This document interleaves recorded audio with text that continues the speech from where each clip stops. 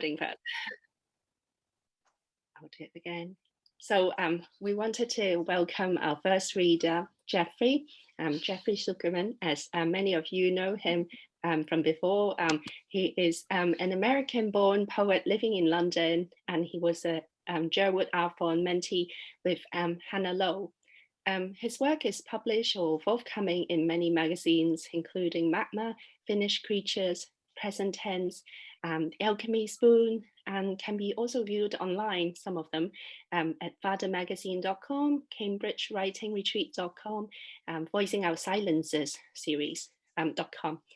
His debut chapbook, Dear Friends, explores kinship and loss, particularly in the time of the early AIDS epidemic, and is published by the Emma Press. So I will be sharing the link with you later. A warm welcome to Jeffery. Thank you very much. I'm really pleased to be here tonight with everyone. Chaucer, who I've read with several times before, but I've never read with Wendy and Kim. So thanks, Jenny, for this opportunity. And thanks for all the work you've put in. I'm just going to say, you might notice my voice is a bit hoarse, so I hope that I don't have too many problems through the reading. I may have to clear my throat now and then, and I apologize for that, such as that.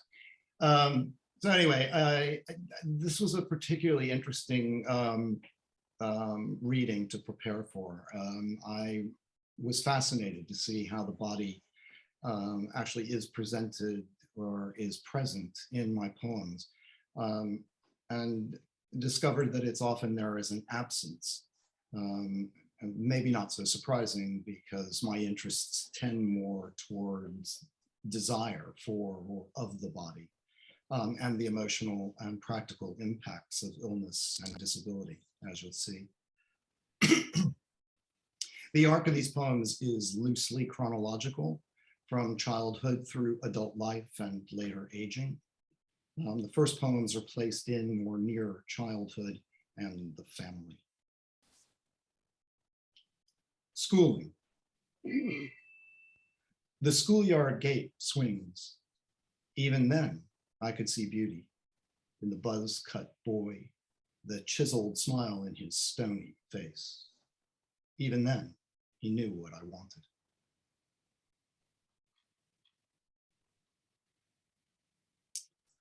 Harvest fair. Sugar, sissy, faggot, sweet fruit that no one picked. How could he know to fall far from the orchard boy's rough hands, his bright and dimpled, his soft flesh, so easily bruised by fists, the taste of him so wrong to them and seedy to the core. Yet in his mirror skin, they saw themselves craving some uncertain thing. Harvest fruit that when ripe would change to boy. How could he know not to turn his back and run come time for county fair?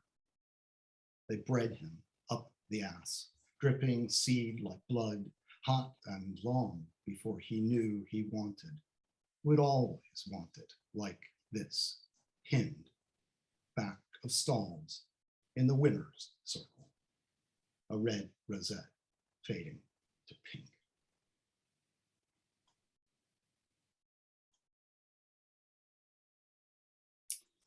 This next piece is from my pamphlet, Dear Friends, and it features a single aspect of the male body, the beard, which is a recurrent subject in my work, with its powerful and often fetishistic homoerotic charge.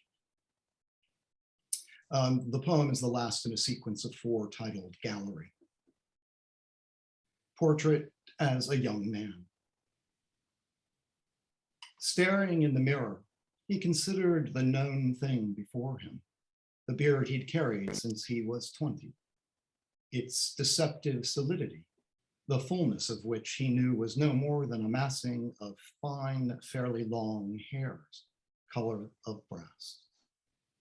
It seemed his truer expression, the most visible and accurate manifestation of who he was. He tended it with a clinical fastidiousness, trimming it precisely into a thing of beauty. He often considered it each constituent thread a perfectly engraved line on a metal plate, the whole of it a polished armor, to shield and attract in equal measure. He couldn't resist asking himself, had he carried the thing, this beard, or had it carried him to this moment?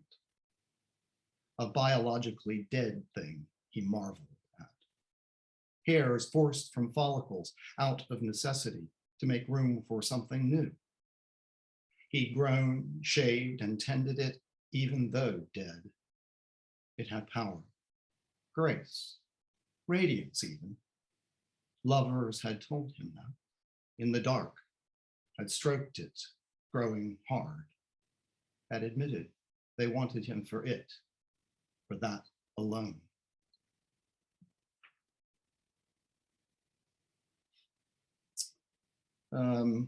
And now two short passages from the long poem, Dear Friend, which is the central poem of my pamphlet.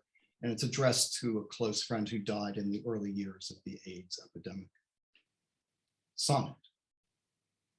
Water fell wildly, white and icy cold, through the narrow cleft, scoured the mountain, each mica ridge fissured and split, revealed a deeper stone which embraced the pore. Its afterflow was a bed of shards, the grass having died long ago. In sunlight, the torrent shone as if an old man's beard, bristled, gray and white, touched with darker hairs, rough and irresistible as the younger lovers of young men, until I wasn't. How can it be that at such altitude, the light seems the same as by the sea, the sun as hot, the longing just as profound, that all fluids flow to the same water? Other truths. I wanted you, that's it, not all of it, but true. Your bright torso, your muscled thighs. What you wanted, what you did with others' bodies, what they did with you, only others know. So yes, lies.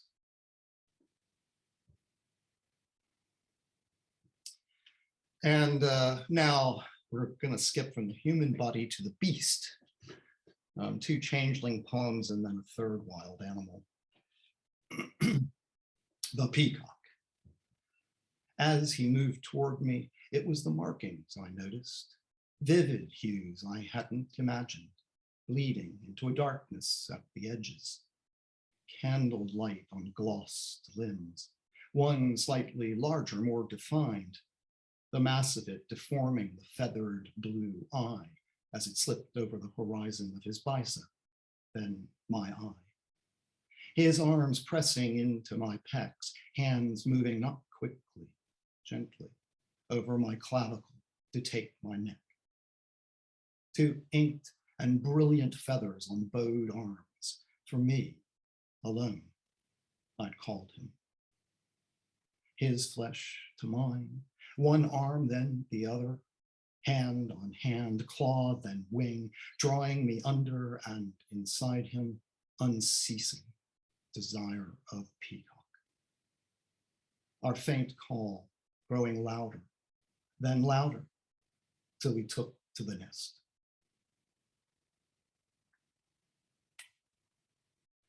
What you came for, even here, beyond the orchids, amidst only dust and stones, elephant palms and coconuts glowering overhead, here in another jungle. There's a look you've seen, but a hide that bristles. And there, in the monkey's shadow, it says, you must go. You've seen what you came for. The wild elephant stare, and then the cleansing.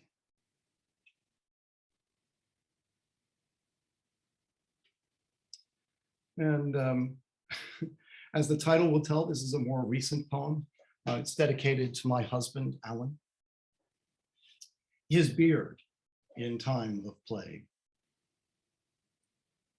Like dry gravel under shade of trees chafes the blood, and lit dark earth bears its gray salt veins to the eye. Like in dreams we're chased by a hoofed thing through pine forest and mouths of maquis scrub. In a mirror or a screen dimly, the static days are etched in countless lines. This new silence moves no cloud. In the moments before sunset, a blackbird sings, balanced on a thorn. The nail moon cuts a rosen hedge, scrapes its bristle with silver light.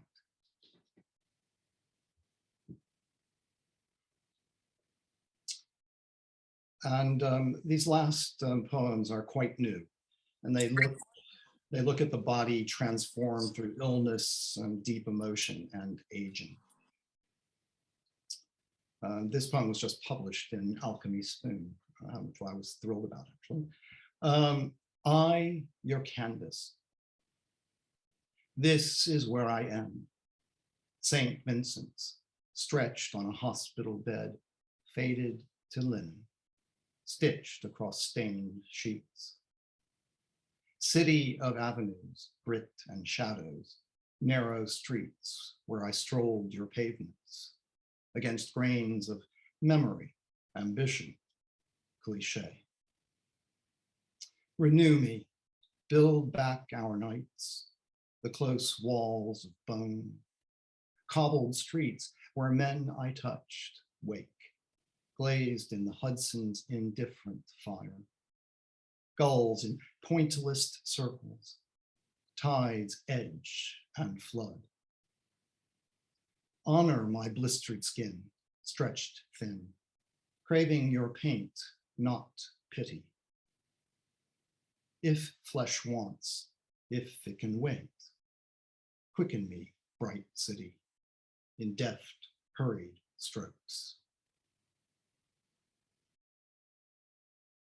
And my last poem is in memoriam of the great American poet Stanley Kunitz and his wife, Elise Asher, a very fine painter, who both lived their latter years in Provincetown, Massachusetts on Cape Cod, where I've spent a great deal of time. The porch. They have an ancient beauty, equal to the flattening iridescent sky, reaching across the world's room, where the foreshore, the falseness of mean high water are lost in flashes of retinal glare. Their hands intertwine in spirals, grow wings of delicate onion skin, golden varicosed mica. In conversation, they flutter like moths, knee rugs poised against mid-Atlantic September. Thank you all very much. Wonderful reading for you.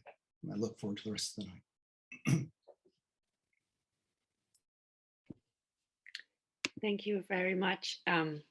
Really wonderful, Jeffrey. Thank you very much for your, reading. Really deeply moving, and also just very kind of meticulously observed, and also at the same time there's this precision and yet keeping emotions at bay, and this vulnerability. And I'm sure that we all have quite a lot of questions, which we'll keep to the Q&A part to ask you about.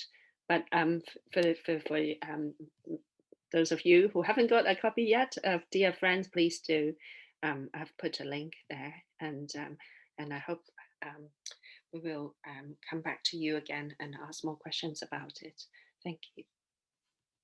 And thank you for keeping up with the reading despite the it's perfect, so it's so fine. Thank you. So we will now introduce Chaucer. So our next reader, Chaucer Cameron. As actually you've read before, I noticed Chaucer Cameron is a poet and poetry filmmaker. She's the author of In an Ideal World, I'll Not Be Murdered, published by Against the Grain. Her poems have been published in Under the Radar, Poetry Salzburg, The North, Blue Nib, Interpreter's House, Poetry Shed, Ink, Sweat and Tears, and others. Chaucer's poetry films have been screen published in many of the journals and sites that are now accepting mixed media works, such as Atticus Review. She has also co-edited 3 poetry anthologies, namely Salt on the Wind, Poetry in Response to Ruth Stone, The Museum of Light, and Nothing in the Garden. So I'll put up these links for you later. But for the time being, let's welcome Chaucer. Trying to you might need to unmute the and then I will share the screen as well. Yeah. Okay. I'm unmuted, aren't I? Yeah. Okay. Hello, everybody. It's really lovely to be here. Thank you, Jenny, for inviting me to read today. And just lost my. Yep. And it's great to be reading with familiar people that I know and admire. It's really nice to see them again and hear Jeffrey's reading, and looking forward to hearing everybody else.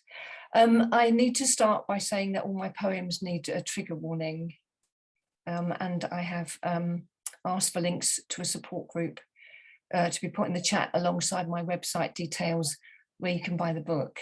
I'm going to start my set by introducing the theme, as I feel it needs some context. In an Ideal World, I'd Not Be Murdered is part memoir, part fiction.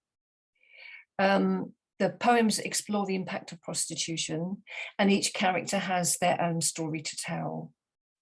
Now, the sex industry is an industry that thrives within the context of capitalism, racism, misogyny, and colonialism. But these are heavily loaded political narratives, and they run the risk of alienating and setting up divisions. And so my work seeks to bridge some of the gaps in those narratives by exploring the nuances, the heterotopic and liminal areas within the industry, in order to enable more hopeful and constructive conversations to take place. I've chosen to do this through poetry and poetry film. The theme for today is the body. So this set will explore aspects of body wounding, such as physical injuries and other ailments that are specifically connected or unique, arguably unique to sex industry experience. I'm going to open my set with a short extract from a poem called Fine by Sabrina Mahfouz from her collection, The Clean Collection. I do not accept that a woman working on the streets wouldn't have been herself doing something else if she had been born into a system where the breath required to speak her name didn't have to be taken from a darker part of the lungs. The Green. The bus stopped at the edge of the green. It was a dark winter evening. Ellen still had a 20-minute walk home. Bears, wild boars, maybe. That rustling crack closing in must be animal. It took 3 days to discover the body. Reporters said it was hard to identify. Devoured, mostly. King's Cross Cafe, King's Cross Cafe 1. Crystal would always talk about her body. A body bought and sold ages so much faster, as if it wasn't real, wounds, scars than the general population. She'd often throw in random facts like that. If they knew I was a whore, she used to say.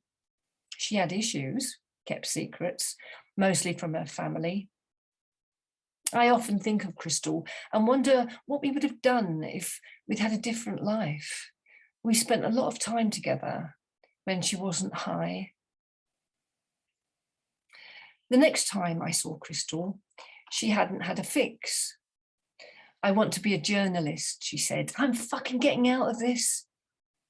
She was always asking questions, always wanting the story.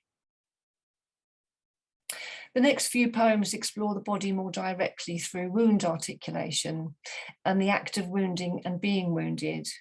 And research shows that people in the sex industry are at a higher risk of developing chronic illnesses such as arthritis, inflammatory diseases, PTSD, and mental health and gynecological issues compared to other occupations and other ways of living. Body marks.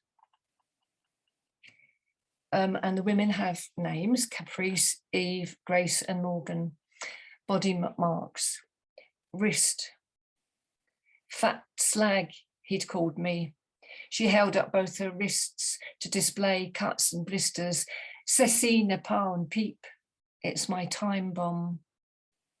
Elbows and knees, scrapes and grazes. Then like a cow in heat, munched my way through balls and dick, sucked the life right out of it. Outside forearm. Cut it on a bottle, hidden in the grass. That's what I told her anyway.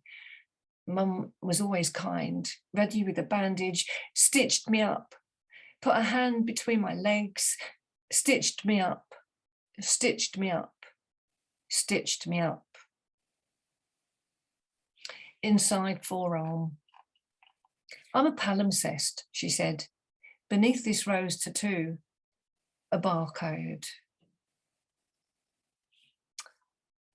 Love. Ash held off a stab wound through her laugh. It developed overnight into a grating hound noise. Words weren't easy after that, but sometimes love was useful, alerting those around her, a forewarning of attack.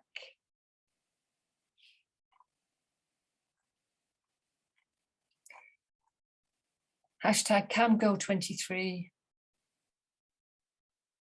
was found in an armadillo pose, hunched over the keyboard, hooked to a screen, her index finger worn down to the bone, tap, tap, tapping, put years on her.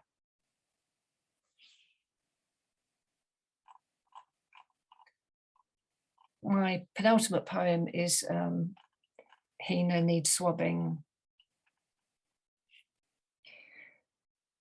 Hina's cheap tonight. She's been damaged. There are tears in her silicone, cracks around her genitals. She's done well. She lasted 6 months, but her left breast has a puncture. Her hips are overstretched, anus slightly ruptured. She was favoured by a trainee gynecologist who used her every Monday, but now he wants a change. She was specially designed for him, marked with his initials. She has no teeth or tongue, but flick her on both nipples, she'll orgasm when you come. Hina says nothing.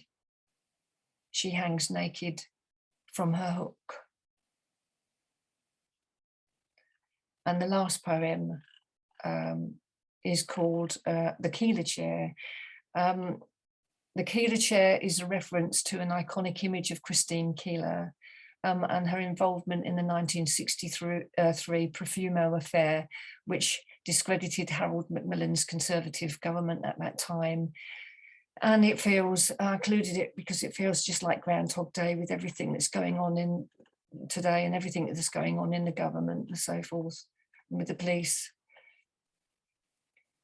The Keeler chair. Slut. Despite the 100 men who plant camera tripods stiff between my legs, in roadside motels, hotels, alleys, sewage tunnels built for flooding, where I catch a glance of backburn, burn scabs, knee shake, cold sores. Slut, again, not a word etched into the side of my brain that says cheap.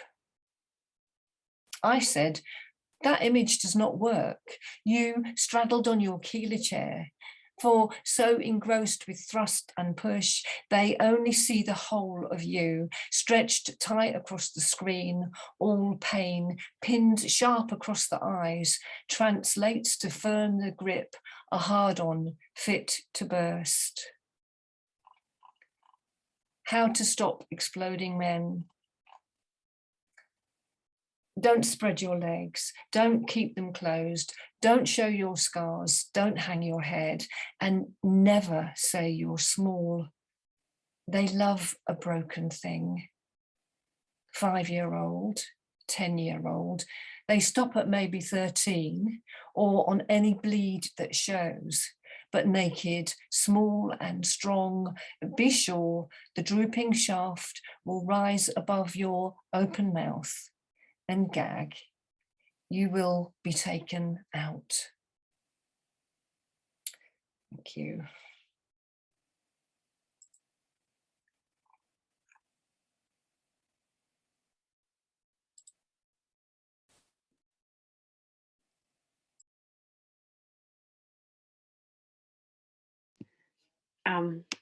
Thank you very much, Chaucer, for your, brilliant set, and it's really just so powerful, and also that you just interrogate these issues of unfairness and the violence on the body, against the body, with such powerful language.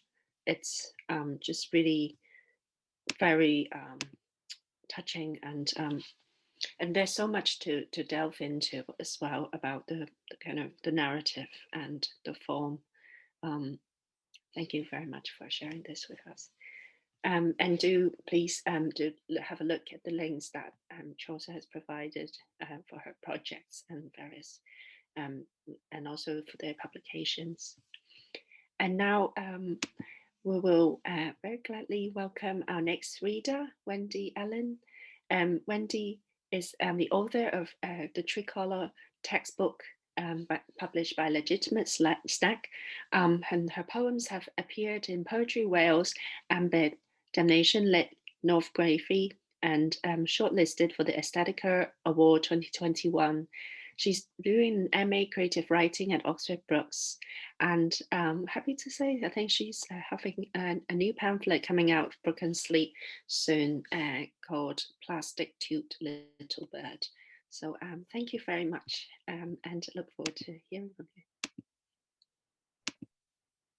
Thank you so much, Jenny, for asking me to read. And I will just give a content warning for every poem that I'm going to read today. They all have a sexual content. When Jenny approached me about reading today about the body, I mean, I was thrilled. I love writing about the body. I love everything to do with the body. But I'd just like to say, Julie Irigaway, who's here today, ran my first course. I did her poetry course in September 2020. And the poetry that she introduced me to has had such a massive impact in what I write about. So without Julie's influence and exposure to such great poets, I don't think I would have been able to sort of find really what I wanted to write about so quickly. My first poem is about menstruation. I'll read 2 poems about menstruation. It's a massive part of my poetry. I find it unbelievable that still to this day we disguise the fact that we have periods, and we hide the fact, and it really is one of my great frustrations.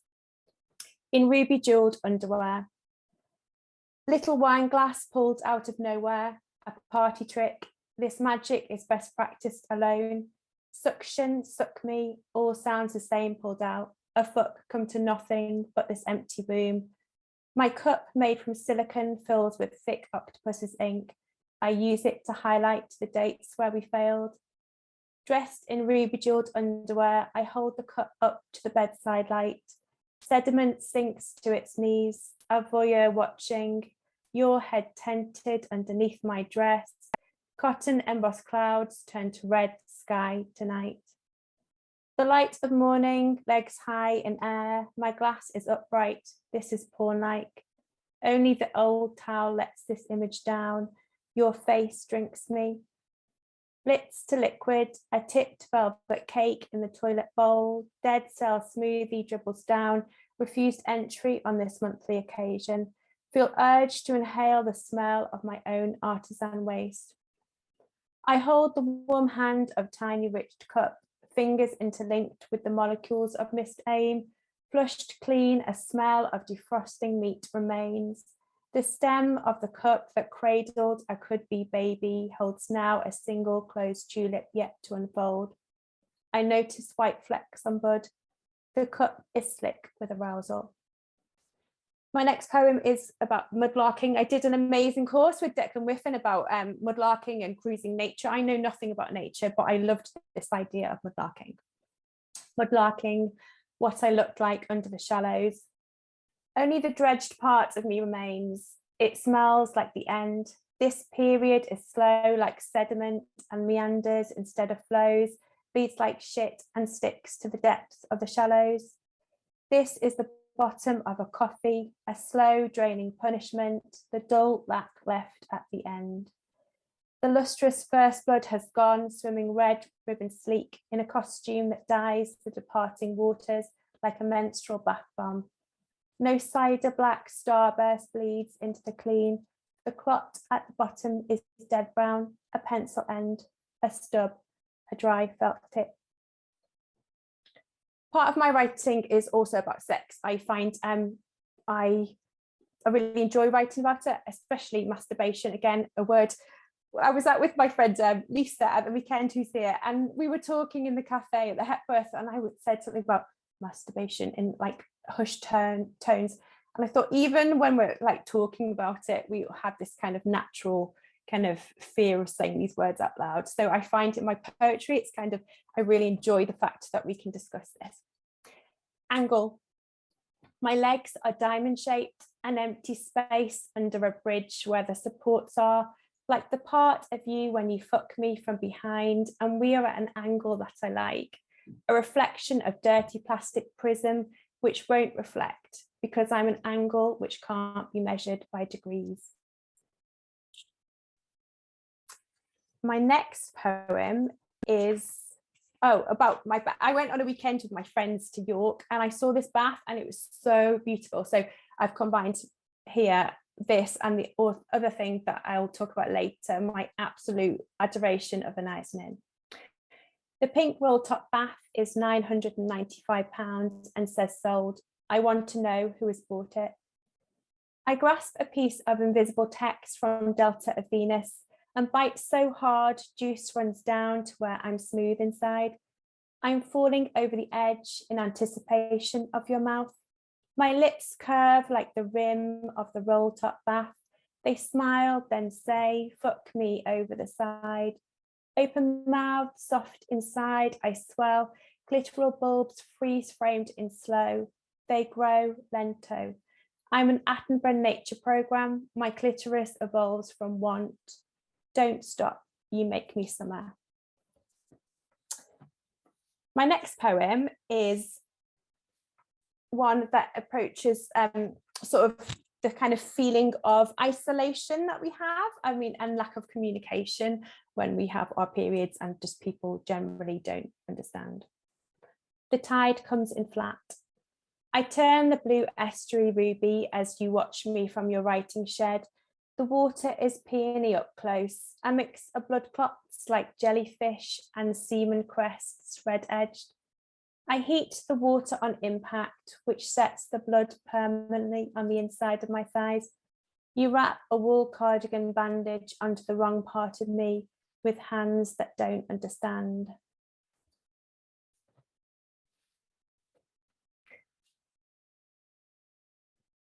I had this poem and a poem I'm going to read later published in Damnation online, and I was really pleased because some of the poems that I write are quite explicit, and it was great because after my first ever reading I had a chat, Chaucer and I had a chat, and we were discussing how difficult it can be with sort of writing material which is sometimes kind of a bit different from what other people are writing.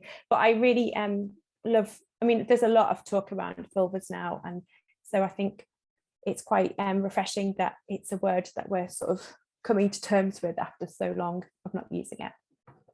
Tricking my vulva. Beneath me, the wool cushion is already wet. Wet wool is horrible, I'd forgotten that. Your mouth would lap as my finger glides, little ice skater, breath taker, circular, oh. I finally convinced my finger to role play as your mouth. The soap smell silenced by the force of orgasm, which is moth breath, which is pirouette, which is internal hurricane.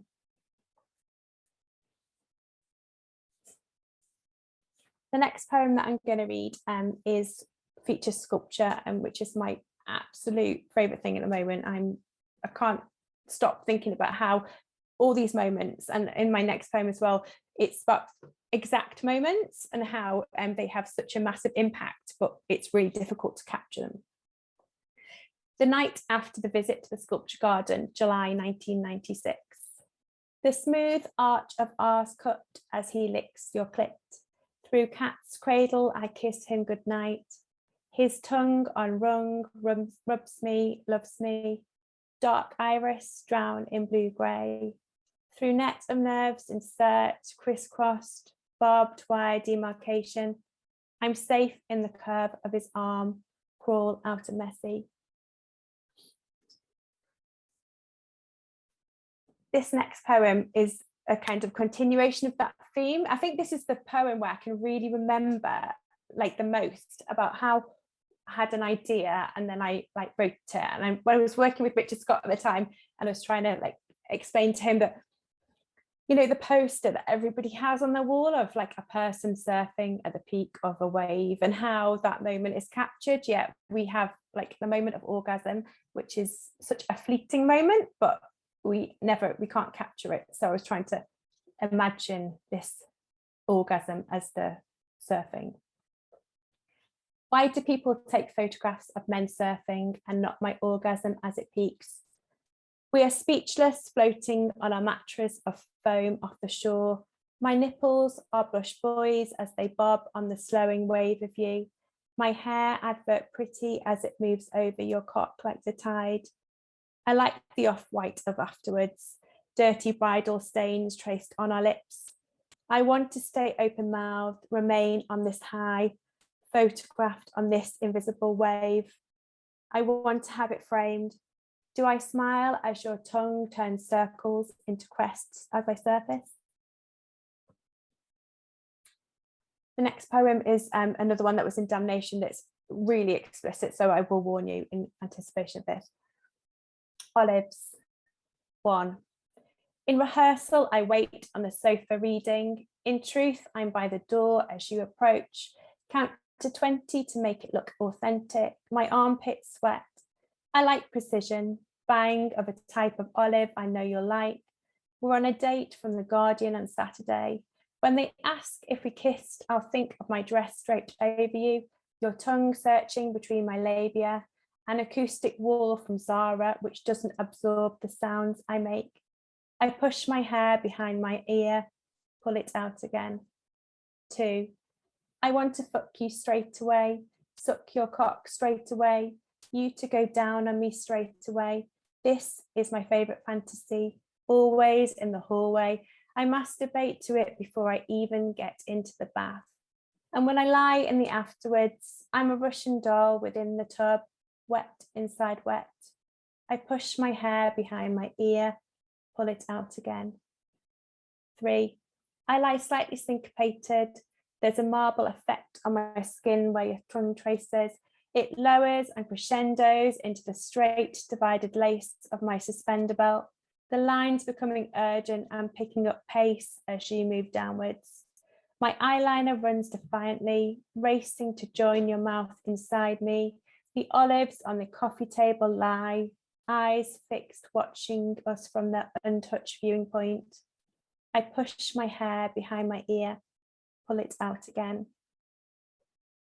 And my final poem is set in the in Faversham. I went to visit a friend there, and she took me along the coastline and explained, as I said before, I know nothing about nature, so she explained all of the kind of the vegetation around there, and I was obsessed with salsify when I got back and started Googling it, and this was my poem. Salsify. When you part my thighs, I oxidize, peel me and I go bad. I'm red root inside.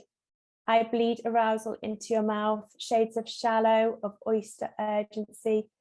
The marshland becomes voyeur, our lowland bed watched in Sappho like fragments. My salsify, not the colour of vulva, but the feeling as you dip your tongue in. Taste jasmine and cinnamon, river slow. Your mouth on clitoris, distant, your ear on thigh, as if listening to my Tragopogan petals fall. Thank you very much. Thank you very much, Wendy, for your, amazing set.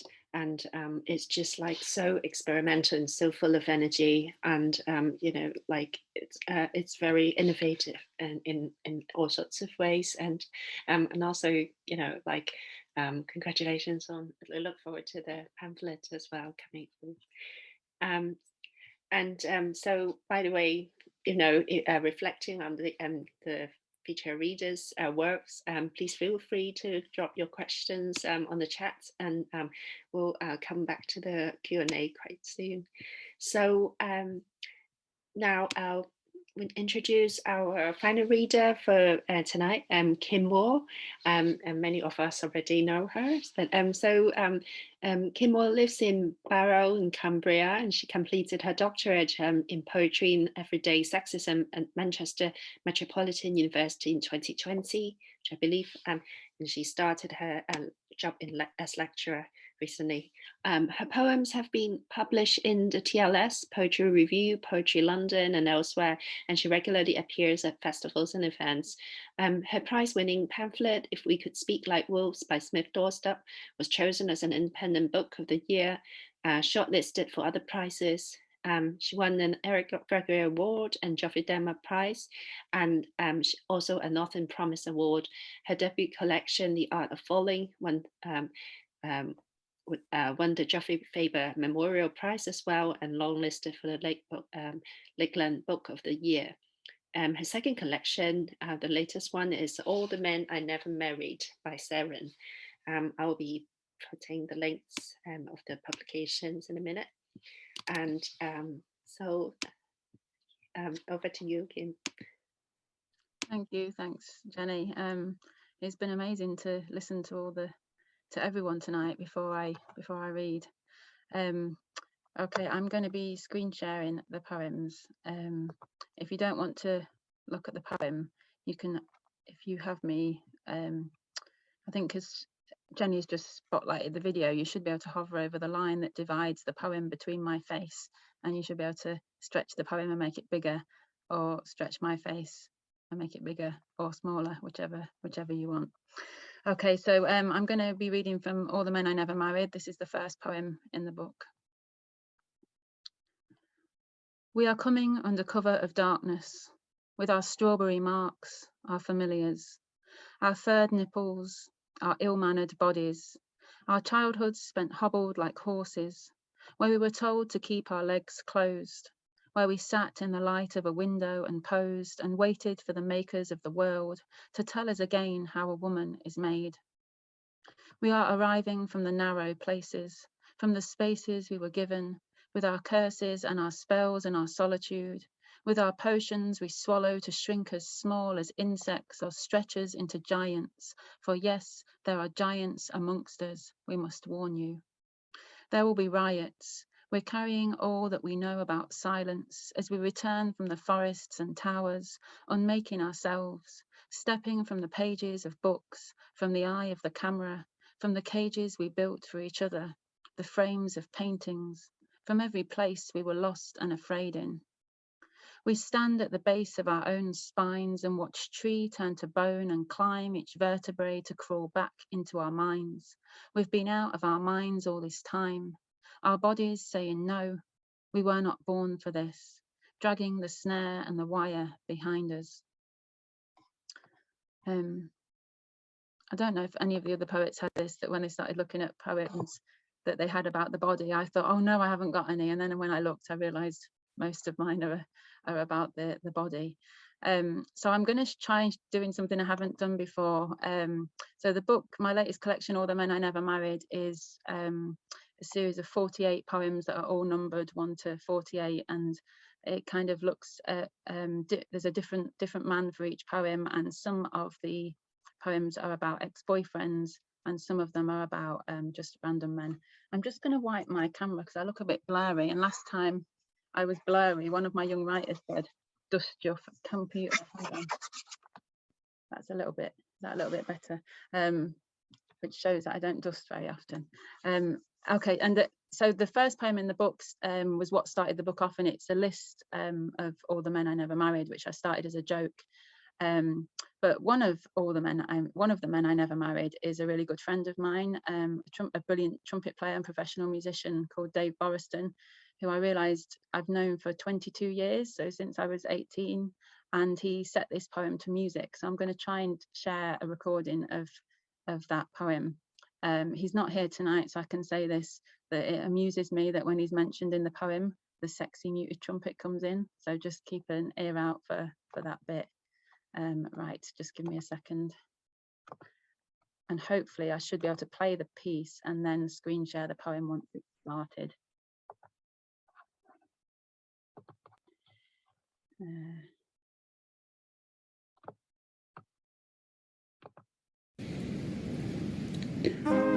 All the Men I Never Married, number 1. There was the boy who I met on the park, who tasted of humbugs and wore a mustard yellow jumper, and the kickboxer with beautiful long brown hair that he tied with a band at the nape of his neck, and the one who had a constant ear infection, so I always sat on his left, and the guy who worked in an office and could only afford to fill up his car with £2 worth of petrol, and the trumpet player I loved from the moment I saw him, dancing to the Rolling Stones, and the guy who smoked weed and got more and more paranoid, whose fingers flickered and danced when he talked, and the one whose eyes were 2 pieces of winter sky, and a music producer, long-legged and full of opinions, and more trumpet players, one who was too short and not him, one who was too thin and not him. Are you judging me yet? Are you surprised? Let me tell you of the ones I never kissed, or who never kissed me. The trombonist I went drinking with, how we lay twice a week in each other's beds like 2 unlit candles. We were not for each other, and in this we were wise. We were only moving through the world together for a time. There was a double bassist who stood behind me and angled the body of his bass into mine and shadowed my hands on its neck, and all I could feel was heat from his skin and the lightest breath, and even this might have been imagined. I want to say to them now, though all we are to each other is ghosts, once you were all that I thought of. When I whisper your names, it isn't a curse or a spell or a blessing. I'm not mourning your passing or calling you here. This is something harder, like walking alone in the dusk and the leaves. This is the naming of trees. This is a series of flames. This is watching you all disappear.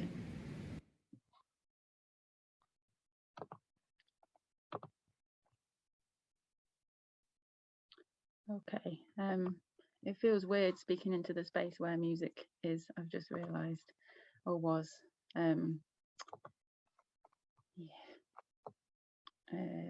So I'm now going to read All the Men I Never Married, number 7. Sorry, there we go.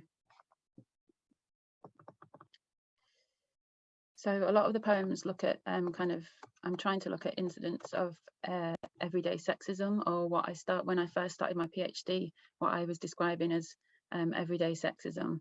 And the more I kind of put these incidents in the space of a poem and put white space around them, the more I started to realise that actually a lot of the things I'm calling everyday sexism were more serious things. But this is a strange little memory. I think Virginia Woolf called them river's teeth, these memories that we don't know why we remember them. I had to write the poem to find out why I remembered this. All the Men I Never Married, number 7. Imagine you're me, you're 15, the summer of 95, and you're following your sister onto the log flume, where you'll sit between the legs of a stranger. At the bottom of the drop, when you've screamed and been splashed by the water, when you're about to stand up, clamber out, the man behind reaches forward and with the back of his knuckle brushes a drop of water from your thigh. To be touched like that for the first time. And you are not innocent, you're 15. Something in you likes that you were chosen. It feels like power, though you were only the one who was touched, who was acted upon. To realise that someone can touch you without asking, without speaking, without knowing your name, without anybody seeing. You pretend that nothing has happened. You turn it to nothing. You learn that nothing is necessary armour you must carry with you. It was nothing. You must have imagined it. To be touched, and your parents waiting at the exit and smiling as you come out of the dark, and the moment being hardly worth telling. What am I saying? You're 15 and he is a man. Imagine being him on that rare day of summer. The bulge of car keys makes it difficult to sit, so he gives them to a bored attendant who chucks them in a box marked property. A girl balanced in the boat with hair to her waist, and he's close enough to smell the cream lifting in waves from her skin, her legs stretched out. And why should he tell himself no, hold himself back? He reaches forward, brushes her thigh with a knuckle, then gets up to go, rocking the boat as he leaves. You don't remember his face or his clothes, just the drop of water, perfectly formed on your thigh, before it's lifted up and away by his finger. You remember this lesson your whole life, that shiver of time, that moment in the sun. What am I saying? Nothing. Nothing happened.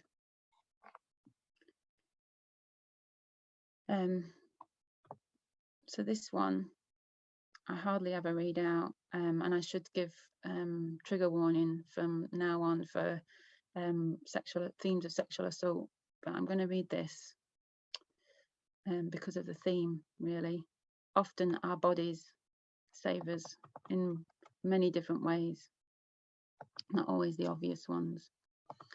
So All the Men I Never Married, number 4. His dad handing out shots, bright green liquid sloshing over the rim onto my wrist, steam on the kitchen windows, and the living room full of bodies sitting in a circle, his mother nowhere. Get 'em down, you Zulu warrior, get 'em down, you Zulu chief, chief, chief. Follows me, the singing, the dull thump of a bass, the staircase bending and swaying, faraway bathroom, my hand on the banister to keep myself here, inside my body, inside this house. There's darkness to my left. There he is, on a bed, in the dark, rolling a joint. Hey, babe.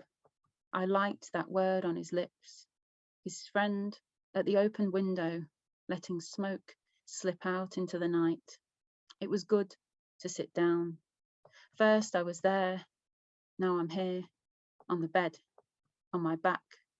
A naked woman, blue-tacked and glossy, stares down from above. Then the weight of him on top of me. At first it's funny as I try to get up, his knees on my wrists, his hands on my shoulders, that panic in my belly. I remember it as long as I live. The friend coming towards me, a hand on my breast, the laughing, both of them laughing, my knee into his groin. He topples sideways, and I'm up and out of the room and into the night. And the dark asks, why were you there in the dark? And the wind asks, what were you doing upstairs? And the moon asks, why were you wearing that skirt? But my body asks nothing, just whispers, see, I did not let you down, I did not let you down, I did not let you down.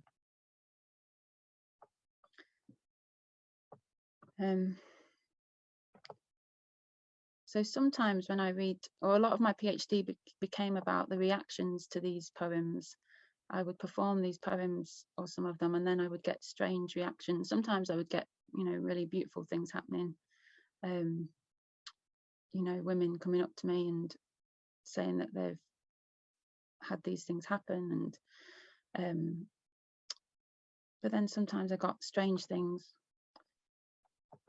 from both men and women, and this is about one of those reactions.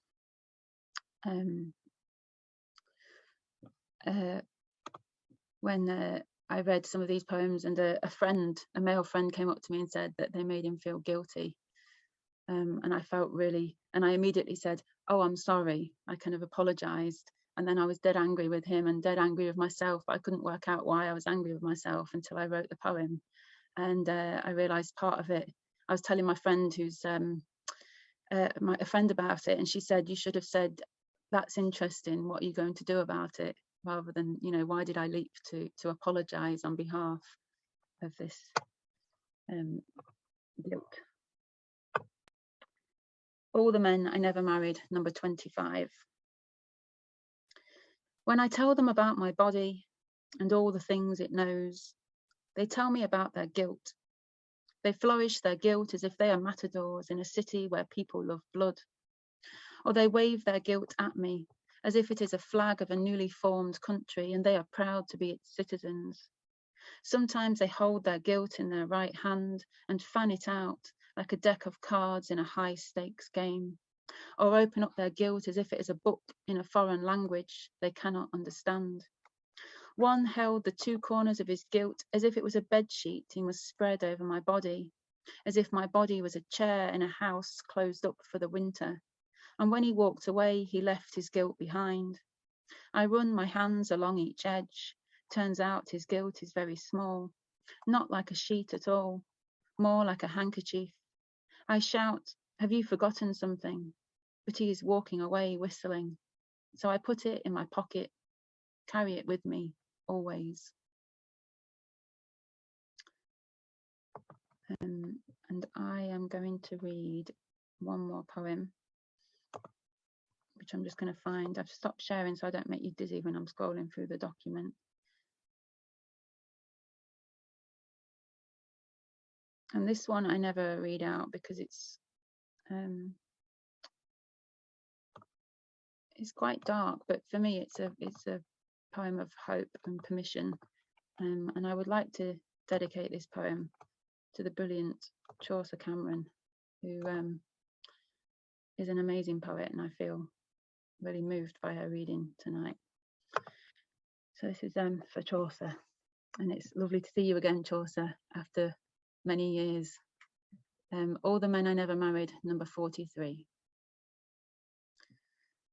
When I open my ribs, a dragon flies out, and when I open my mouth, a sheep trots out, and when I open my eyes, silverfish crawl out and make for a place that's not mine. When I open my fists, two skylarks soar out, and when I open my legs, a horse gallops out, and when I open my heart, a wolf slips out and watches from beneath the trees. When I open my arms, a hare jumps out, and when I show you my wrists, a shadow cries out, and when I fall to my knees, a tiger stalks out and will not answer to me. Now that the beasts that lived in my chest have turned tail and fled, now that I'm open and the sky has come in and left me with nothing but space, now that I'm ready to lie like a cross and wait for the ghost of him to float clear away, will my wild things come back?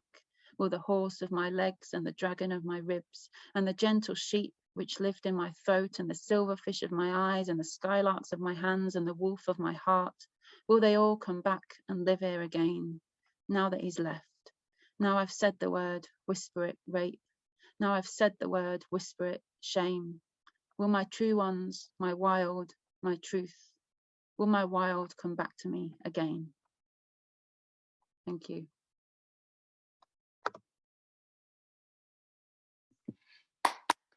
Thank you very much, Kim. It's wonderful. Thank you very much for giving us such, like such stunning poems here just now.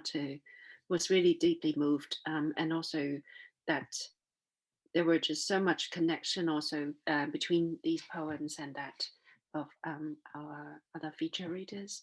And I think, like, we really sort of become much more aware of the necessity to speak out about these things that are usually quite taboo.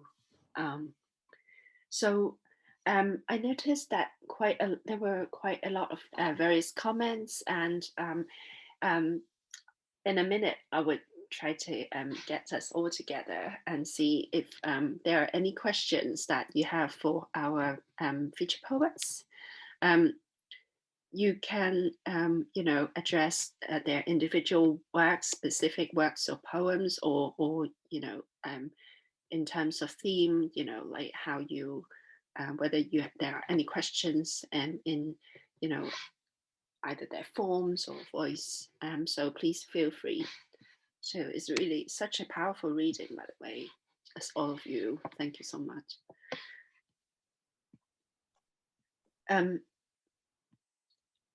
I mean, maybe I'll start with a question from myself. I wonder if I can kick off a little first, and I would try to keep an eye on the questions.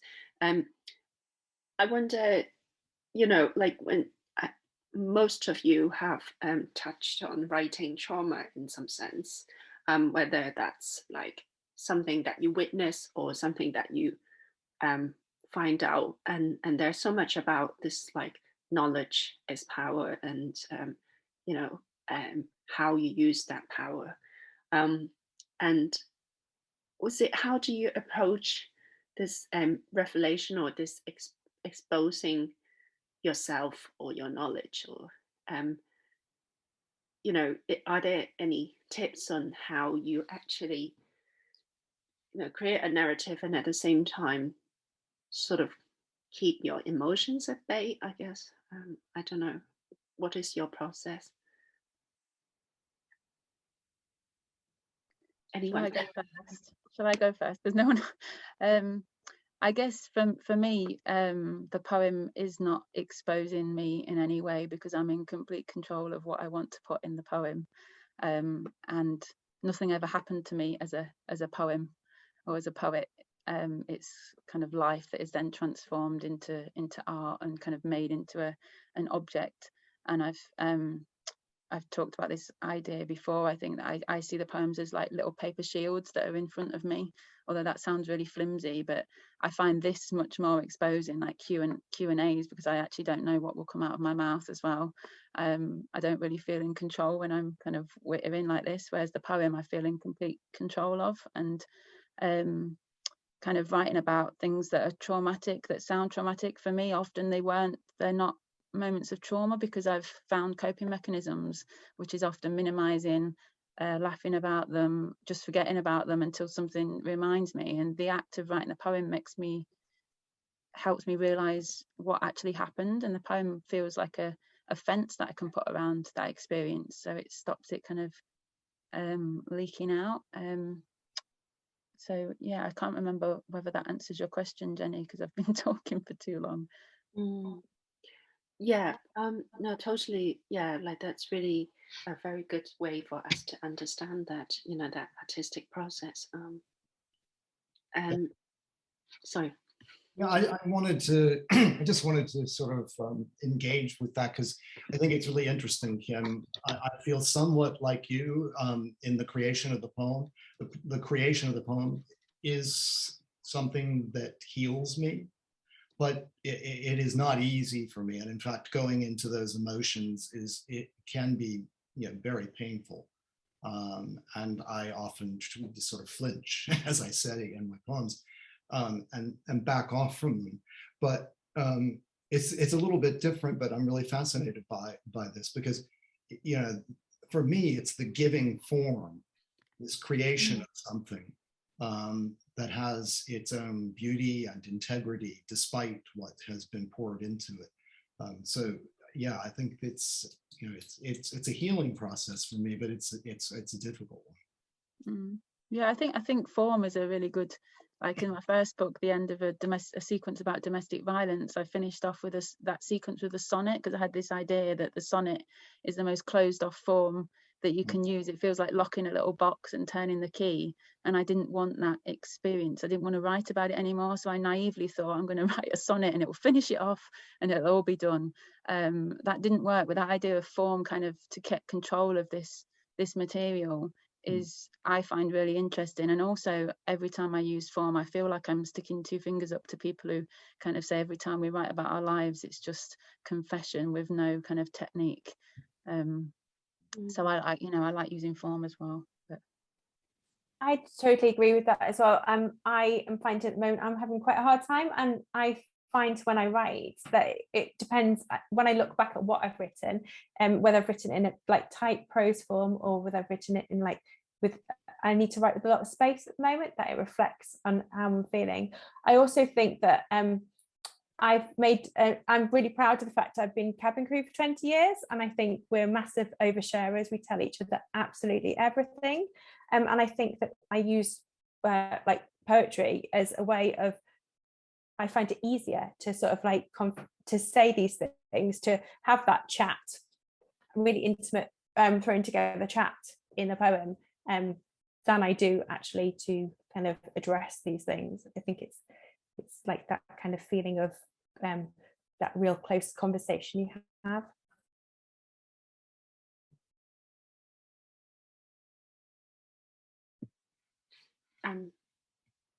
Yes, I don't know if Chaucer wants to address this, but yeah, I can say a few things. I think with me, I've always, you know, I'm sort of lyric poet by sort of default, and then when a few years ago, when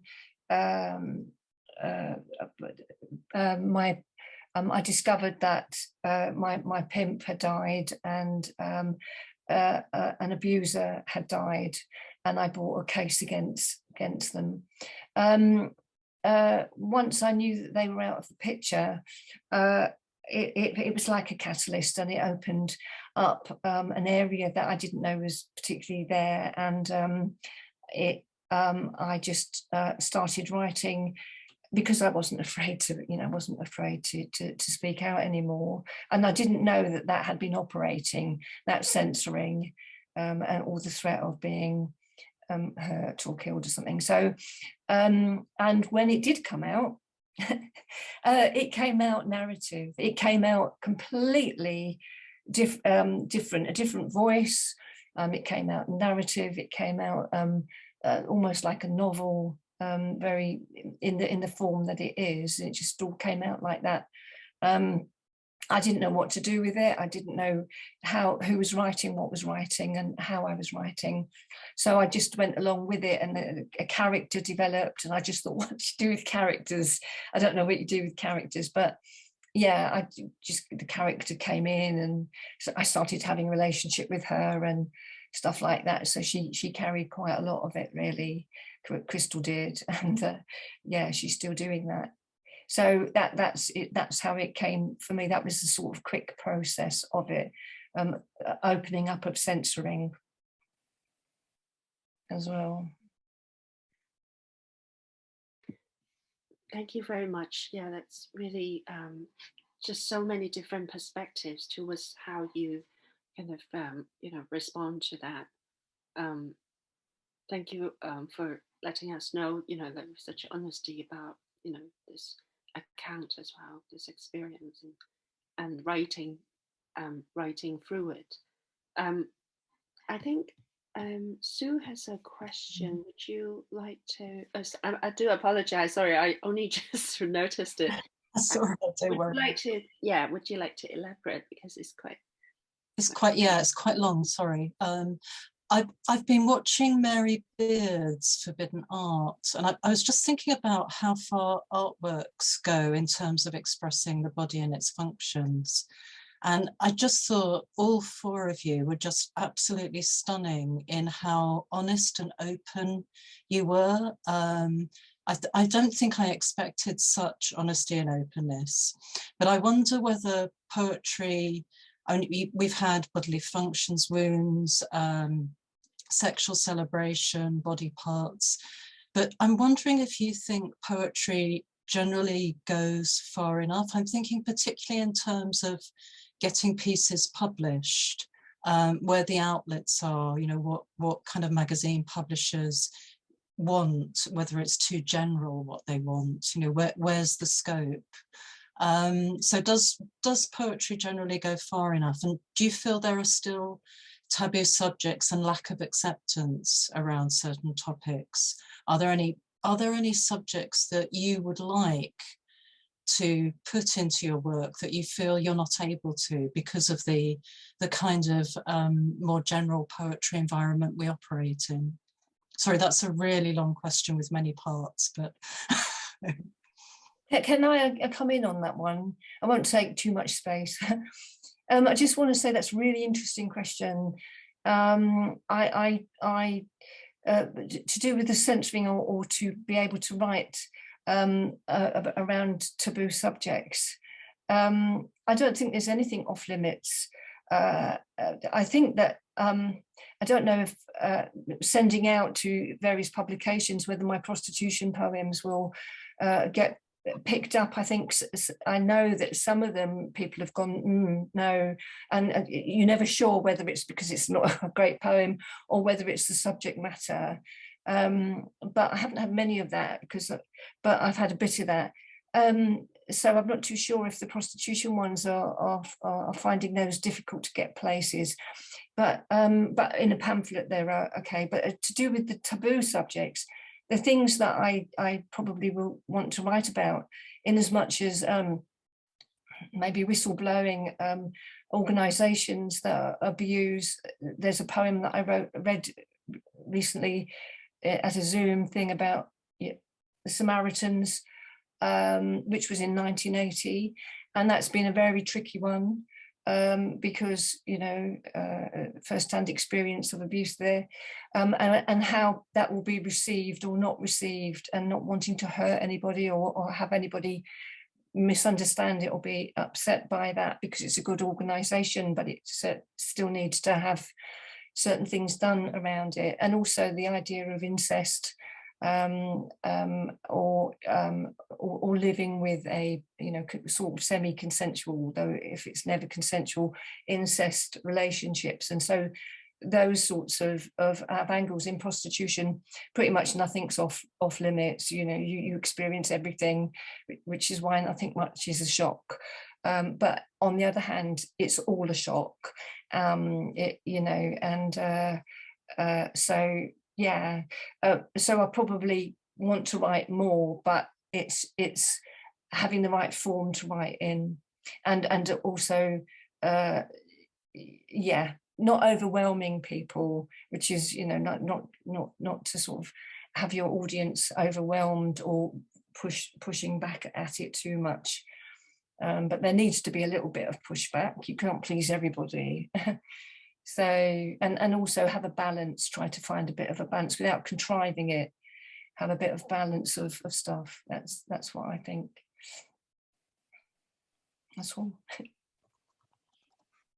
I think that, like, liking it to art as well is like, I spend too long looking at my menstrual cup. I love like looking at the contents of it, and whilst it's, you know, a thing that people historically haven't really talked about, menstruation, but like when we look at art and then when we think about, consider kind of the beauty that our body produces, I think that it helps kind of like bridge it, if you can add that in. And I also think there's a big like a change, because I have just had 2 poems in Poetry Wales.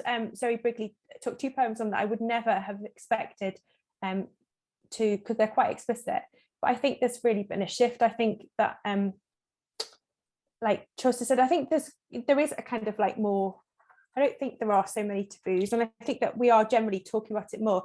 I think it's just yeah, there are still, so I mean, I've come across a really horrible instance starting off with people censoring my work, and I really had to think twice about, like, do I really want to write things that maybe sort of are going to provoke that reaction? But in the end I decided that actually that's what I wanted to do. So yeah.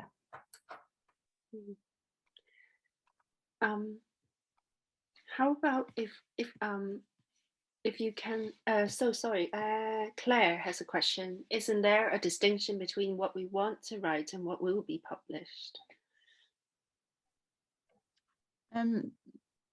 Sorry, I'll just come in here about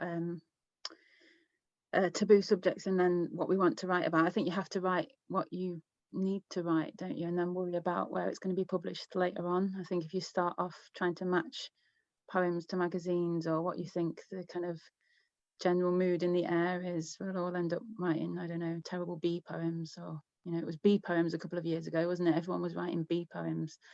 So I think you have to write what you want to write about, and then worry about all the rest of it later, because actually all of the thing about where it's going to be published and who's going to publish it is not really poetry. It's the kind of frills and nice stuff around poetry, which is great, that it's, you know, you want your work to be read, but the act of writing is surely about sitting in a room by yourself and or with other people, but in silence, you know, just writing.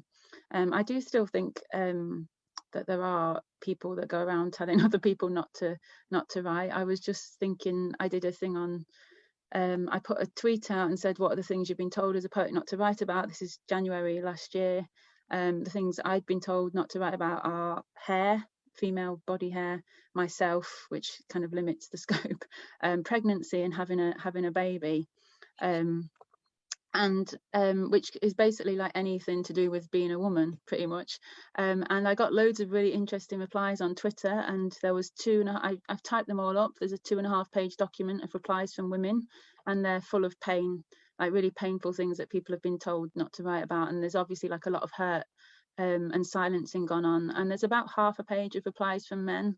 And that might be because I don't have as many men follow me on my Twitter feed, so this is not a scientific research case or anything, but often the men are kind of joking around, or they get told like not to take on kind of big canonic subjects, like, oh, I've been told not to write about my father because Seamus Heaney's done it already, like that kind of thing, which I guess is you know, that can be upsetting as well. But the things that women were being told were very, you know, very different.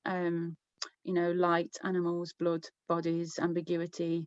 I'm reading from the document now. Don't be too personal. Women's lives, anything domestic, bad parents, wombs, periods, menopause. So now I was told about 15 years ago when I first started writing by a male tutor not to write about hair, about women's hair, and it took me 15 years to write that poem. And the act of giving myself permission to write it really came from seeing other poets doing that. Poets like Rachel Long, you know, and writing about sexism and assault, seeing poets like Helen Ivory and Minnie Alvey, Pascal Petit. So I think we can learn to give ourselves permission through finding our kind of trailblazers, our literary ancestors, can help with tackling the taboo subjects. Yeah, I again, in response to Kim, I mean, I totally agree. I mean, of course, there are boundaries, and we may not even know what they are right now, although we probably struggle with some ourselves. I mean, if I struggle with anything, I struggle with being too openly emotional, because a man writing poetry like that is considered somewhat, you know, strange.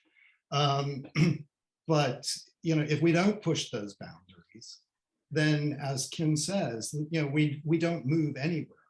I mean, if I think as, you know, the gay man in this group talking about the things I'm talking about, it's so really, you know, easy for me to address most of that subject matter now, and 25 years ago.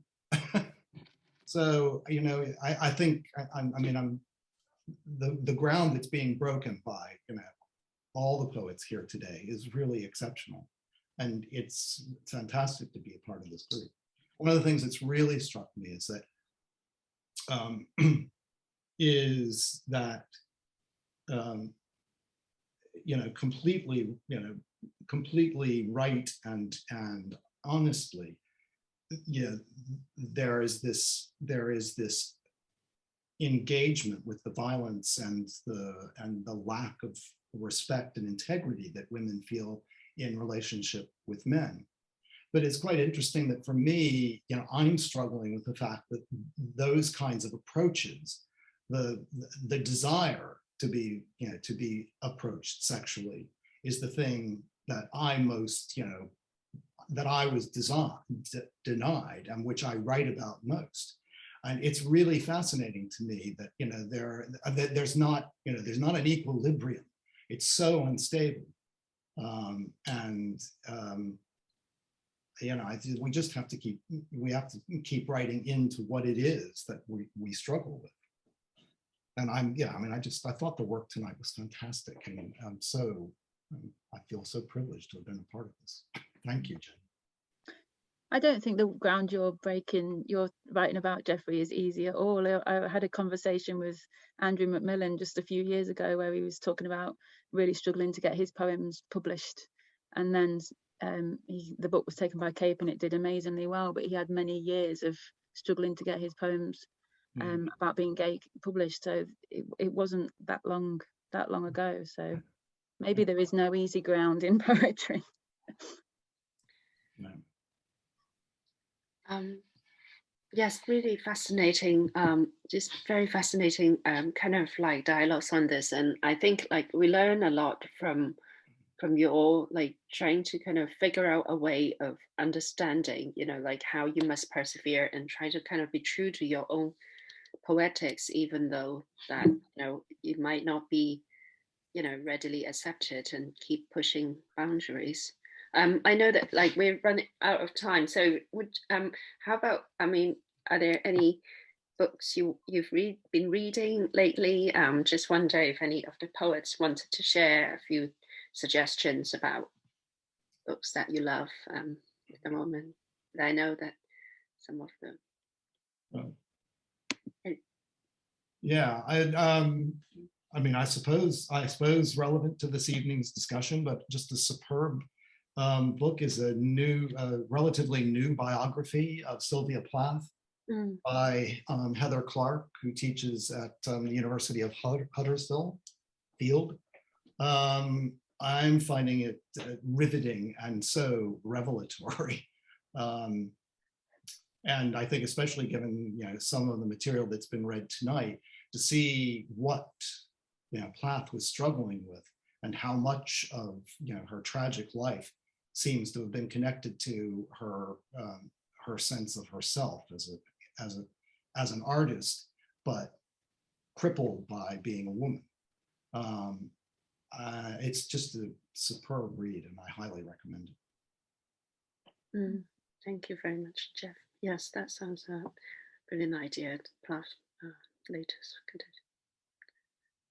Just leading on from the idea of taboo, it's not a poetry book, but I've been reading this book called On Cruelty by Maggie Nelson, who is one of my favourite writers, and she talks in there about lots of ideas about taboo-ness and how, the idea of if we write really shocking material, does it shock people into action? And there's research that it doesn't. It just kind of makes us more inured to violence. So then what do we do as poets when we want to write about those things? I found it really interesting, but I've also got a whole list of recommendations on my bookshop.org, which I'm going to put the link in the chat.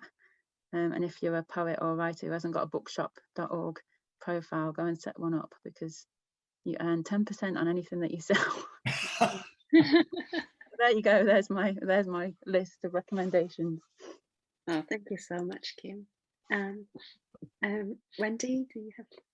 I'm reading In Praise of Hands. It's on at the Ashmolean at the moment, and the poetry is absolutely, the pictures of the woodcuts are beautiful, but Penny Boxall's poetry is absolutely beautiful, so I would definitely recommend that. And also, I can't stop reading this, Who is Mary Sue? It's absolute. I can't believe I've not read this so far. So it's quite old now, isn't it? But it's absolutely brilliant. Thank you. Wonderful, wonderful. Chaucer?